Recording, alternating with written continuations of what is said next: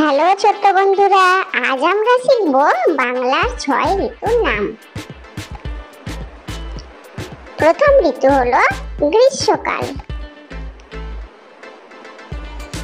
দ্বিতীয় ঋতু বর্ষা,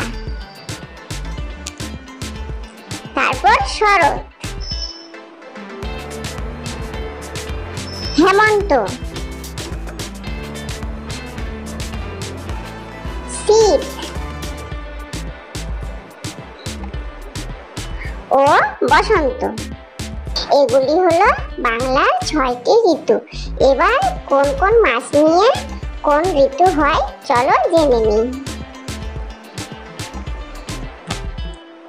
বৈশাখ ও জ্যৈষ্ঠ এই 2 মাস নিয়ে গ্রীষ্মকাল।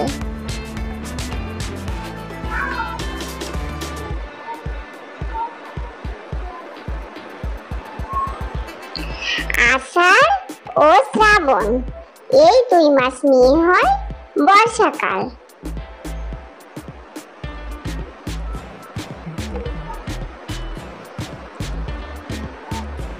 ভাদ্র ও আশ্বিন এই 2 মাস নিয়ে হয় শরৎকাল।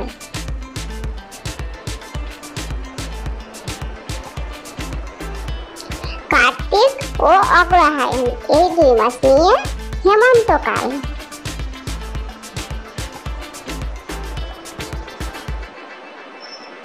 পৌষ ও মাঘ এই 2 মাস নিয়ে শীতকাল।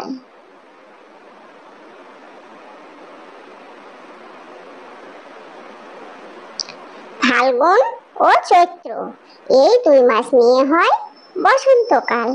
তো এগুলি হলো বাংলার 6 ঋতু।